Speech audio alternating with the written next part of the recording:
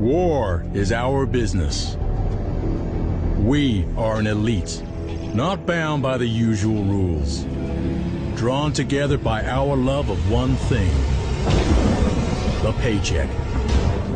Jason, I have really mixed feelings about Killzone. Oh? Yeah. I feel like Sony's been trying to get me to like Killzone for about 3 or 4 games now, and I don't really like the Killzone universe very much. To quote Clueless, stop trying to make Killzone happen, Sony. Oh, That's not verbatim. I thought it was Mean Girls. Was it Mean Girls? I don't know. Shit, whatever. Same Yeah. thing. I don't know. Jason doesn't know his I'm kind of glad I screwed that late up. 90s, early 2000 chick movies, you guys. I don't know if you know this. Surprise.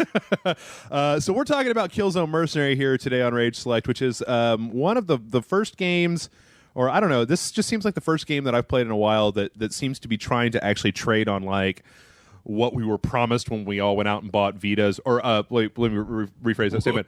What we were all promised when I went out and bought a Vita. Yeah, I was about to say, this is Wii shit you're talking about. I actually bought my Vita out of my own goddamn pocket. Yes, you did. Never really did any footage on it, but so yeah, this is a new entry in the Killzone franchise, and you know the weird thing about it is I think I actually enjoy it more than any of the other Killzone games. That's have there 3 others? Is that right? 1, 2, 3, and then there was a PSP game that was okay. That's right. probably second place in my book. Right. But the most interesting thing about Killzone Mercenary is, as the name implies, you play this mercenary named Danner, who is hired by the ISA, who are basically the space allies. You got the space allies and space Nazis, right? Yep. The space allies to kind of do dirty work inside of the Killzone storyline. And I think it actually starts in the first game, because they're on Vecta, I believe, and then they go to the Helgen, the Helghast homeworld. But what's cool about it is that because they're not sticking to the core storyline, you finally have a character, and this is one of the problems that I have with Killzone, is that I don't really give a shit about the politics of the people in Killzone. Right. Like the Helgens were factory workers, and they were exiled to this horrible world, and then they all had to put on these breather masks, and they look like Nosferatu, and I'm just like, oh, boo-hoo, with your fucking space miners and shit. Well, mostly because everybody in this game outside of Rico is pretty much unforgettable, and Rico It's pretty much forgettable. is a giant piece of shit. You remember what Rico yeah. does at the end of Killzone 2? Nope, didn't play any of them. Okay, well, Rico's a dick, and he's the only guy. He's the only person in the franchise that I really remember. I mean, the main character was unforgettable. And, you know, the games have always been serviceable as a first-person Main character was game. unforgettable or forgettable? Forgettable. I Okay, don't you kept saying unforgettable. unforgettable. I'm like, that's not a bad thing, Jeff. The main character in Killzone was unforgettable. He's so unforgettable, I can't even remember what the fucking thing about him.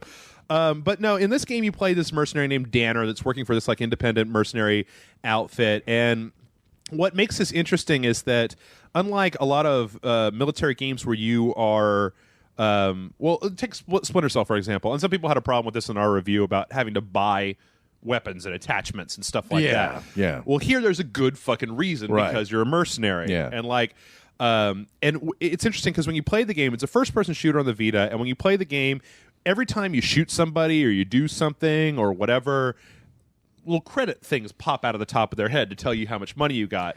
And there's actually As usually happens when you murder someone. that's what I see, just dollars and cents. But it actually makes for the good thing about that system is that it makes for a great incentive for the player not to just run in and mow everybody down with a machine gun. Sure. So, like, there are extended sequences in this game where you have the ability to go in stealthy and use silenced weapons and try to not alert everybody. But once you alert them, whatever. Oh, But okay. But it's just like Back with you. You get a bonus. You get a little bit of a bonus if you go through an area without tipping anybody off.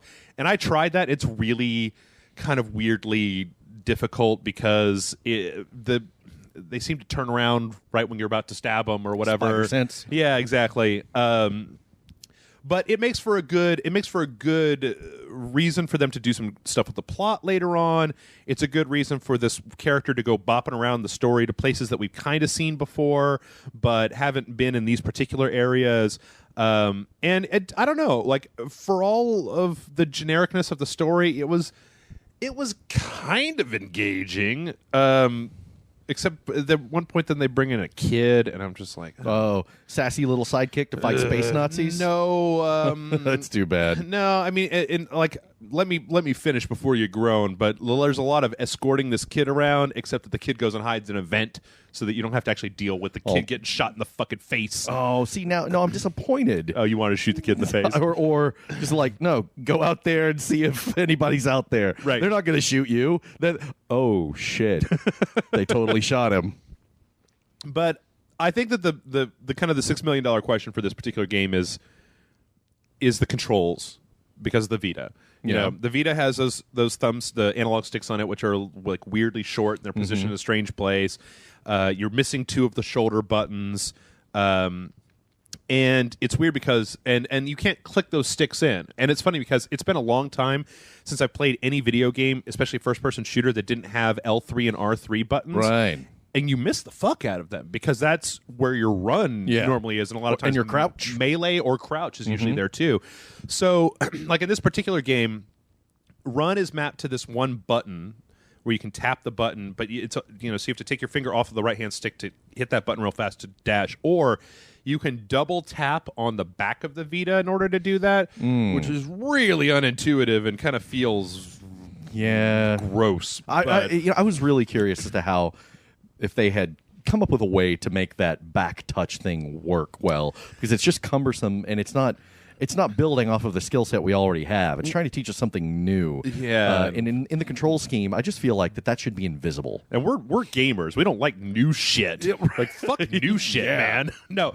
But, the problem that I have with it is that, as a handheld, I most of the time rest my fingers on the back of it. So I would end up inadvertently hitting it, which, to be honest, if you inadvertently hit the run button, like fire button takes you right out of it. So it's not like you get messed up or anything.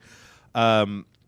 So they do a lot of stuff though to compensate for that. Like they give you they give you kind of a little Metal Gear Solid style map that has vision cones for the guys, and it shows where they're coming from and stuff like that. So because the controls are a little kludgy, the situational awareness of where you are is you spend a lot more time staring at the map than you do at the environment to find out where people are to get in position. Because Killzone also has that thing which I don't know if I can think of a mechanic that's probably more poorly suited for a handheld, but it has that first-person cover thing where you bump up against cover and then it obscures your vision in the cover. You can see a little bit over the top. Yeah. You can pop out and shoot.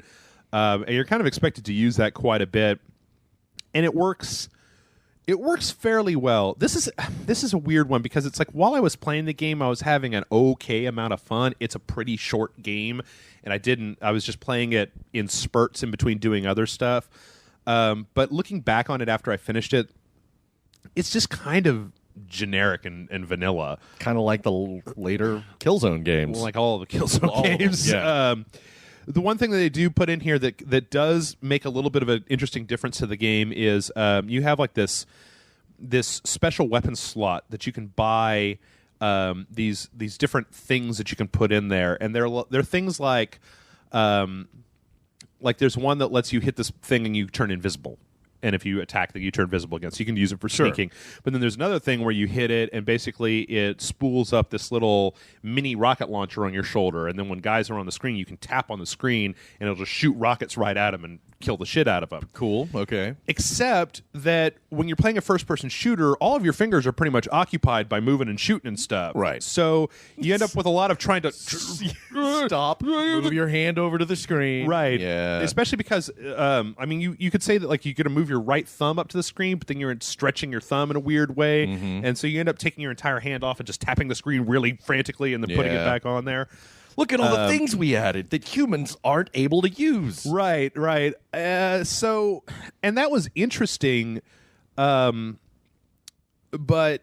I don't know. The whole thing... I just kind of wish this game was on a console, to be honest with you.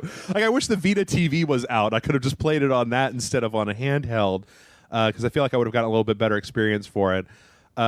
There's like, about 8-9 missions in the game. It's around 6-8 hours long.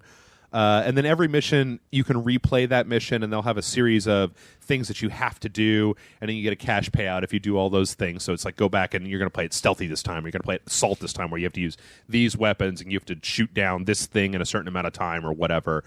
They also have a really, really, really unpleasant mechanic where whenever you melee kill somebody, which you end up doing a lot in this game because it's a lot easier to just run up to people and melee kill them. You have to swing your Vita like an axe. Yeah, you have to throw your Vita at your dog. You have to. They bring up an arrow that you have to swipe across the screen in a direction in order to do that melee kill.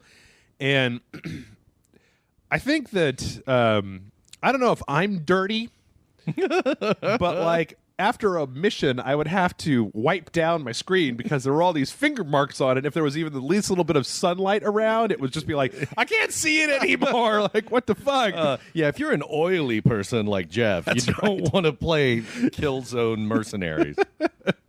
I mean, you know, I use 10W40 as hand soap. I wasn't. That might be where your problem is. That's what they told me how to do. But so then you've got the graphics in the game are decent. They look actually really good at first blush, but then if you get up really close to some stuff, it'll end up getting real. The textures are kind of low poly. Like it looks good at a distance, but if you just get up to a wall and look at it, you can really see the pixelation and textures. And so it's serviceable. It runs at a good clip. I didn't really have that many problems with slowdown or anything like that. And then actually, strangely enough, I went online and played the multiplayer for this a little bit. And there's it's like 4 maps and 3 modes. They have you kind of capture the flag, team deathmatch, and then the Warzone thing. Like they have I don't know if you've ever played Killzone, where they have this mode called Warzone, where you're on the same map, but they rotate the objectives. Oh, right. So you have to do this. I haven't played it, objective. but I know what you're talking about. Yeah, and I played a few rounds of that, and it was fine. I played it on my Wi-Fi. You know, I didn't have any lag problems.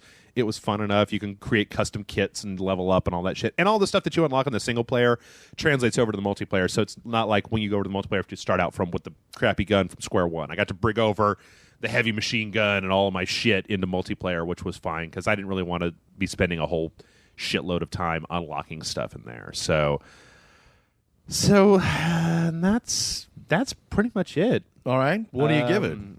I give this like a... That's not a number. Like a 3. A 3? Okay. Yeah. So middling. I mean, I think this is really going to appeal to people who are 1, fans of Killzone, 2, have a Vita because, you know, there's not a shit ton out there for it. I mean, there are games, but not a shit ton. And 3 are interested in first-person shooters. I think this is I didn't ever play it, but I think this is way better than the Call of Duty game that they put on there a while back. Like it seemed to move better. And I think that especially if you're a fan of the Killzone series, it's kind of a no-brainer. So yeah, I'm just pissed that they used that badass name on such a lackluster franchise. Killzone. What game should it have been? Like I don't know, like but something car racing awesome. game with like saw blades on all the cars. I'm going to throw it out there right now. Yeah. I'm appropriating it as my nickname. Jason Killzone Murphy. Damn right. All right, Killzone. I'll catch you later. Peace out, brother. But money can be a fickle mistress.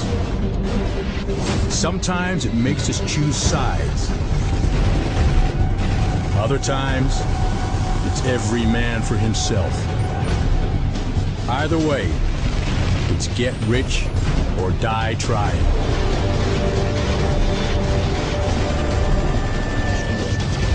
Soldier, you're a mercenary now. We don't fight for a cause. We fight for money. War is our business.